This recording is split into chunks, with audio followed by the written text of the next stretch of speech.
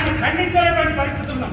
అరే ఇలా వందల సంస్థలు పుట్టుకొచ్చాయి మీ ప్రాంతాల్లో. నాకు తెలుసు, గ్రామీణ ప్రాంతాల్లో, మండలాలలో, జిల్లాలలో ఉన్నటువంటి వ్యవస్థ నాకు తెలుసు. ఎవరైనా చనిపోతే అక్కడ ఉన్న మండల సంఘం పోయి వారికి పరామర్శిస్తుంది, అవసరమైతే పైసలు ఇస్తుంది, లేదంటే వారికి తిండి పెడుతుంది, మీకు ఏమైనా కావాలంటే చేస్తుంది. ఆ చిన్న సంస్థనే ఇంత చేస్తే మహాసభ అనేటువంటి ఇంత పెద్ద సంస్థ ఏం చేస్తుందా అంటే చూసి నవ్వుతుంది. ఇంకెన్ని సంవత్సరాలు ఇది? ఇక మహారాజులో మాట్లాడితే ఎప్పుడు వ్యతిరేకంగానే మాట్లాడతాడు, ఎప్పుడు విమర్శిస్తూనే ఉంటాడు. అరే విమర్శిస్తే నాకు వస్తుంది. కార్పొరేషన్ కోసం జైలు పోయినా మీరు ఎవ్వరు పోలే, నేను పోయినా. కార్పొరేషన్ కోసం ఒక ఆమె చెప్పులేసుకోక 10 ఏళ్ళు తిరిగింది. మా కార్పొరేషన్ కోసం మా వాళ్ళు జైల్లో పడ్డారు. ఇవాళ ఆస్తులు కూడా పట్టుకొని, అంతస్తులు కూడా పట్టుకొని పిచ్చోళ్ళగా తిరిగినాం. కార్పొరేషన్ వస్తే నా ఒక్కరికి ఇస్తారు.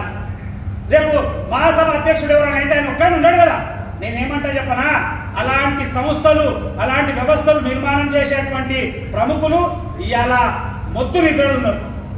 నిన్న మొన్న వచ్చిన సంస్థ పక్క రాష్ట్రంలో మన దగ్గరికి విడిపోయి వాడు స్థలం కొంటాడు, బిల్డింగ్ కడతాడు, వ్యవస్థ నిర్మాణం చేస్తాడు. ముగ్గురు నలుగురు ప్రెసిడెంట్లు మారుతున్నారు. మన దగ్గర ఏంటంటే ఉన్నాయన ఉన్న జాగ్రత్తగా ఉన్నాడు. మీరు ఎప్పుడైనా చింతల్ బస్తీ ఉన్నటువంటి సంఘం ఆఫీస్ చూసిరా? ఎట్లుంటది? అరే మనం బాధ్యత చెప్పగలిగా ఇది మన సంస్థ, మన వ్యవస్థ, మనకు అవసరము, మనకు ఆదరణ ఉంటుంది అన్నారు. కానీ మనం చెప్పుకోలేనటువంటి దరిద్రమైనటువంటి పరిస్థితులు ఉన్నాయి.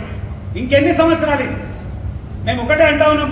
నాతో నిన్న మాట్లాడిండు ఒక ఆయన, నాకు మెసేజ్ పెట్టిండు, ప్రేమ్ గాంధీకి ఆర్యవైశ్య మహాసభకు ఏం సంబంధం లేదు. నేను నిజంగా చెప్తున్నా, ఆర్యవైశ్య మహాసభకు నాకు సంబంధం లేకుండొచ్చు, కానీ ప్రతి వైశ్యుడు నా కుటుంబం కదా. మీరు అందరినీ చైతన్యపరచాల్సినటువంటి బాధ్యత నాకుంది అనుకున్నా. మిమ్మల్ని అందరినీ కలిపి కాపాడాలనుకుంటున్నా, ఆ వ్యవస్థని కాపాడాలనుకుంటున్నా. అంత పెద్ద ఉన్నటువంటి సంస్థని మీకు తెలియని విషయం చెప్తా, జిల్లాలలో, మండలాలలో వందల ప్రాపర్టీలు ఉన్నాయి మనకి.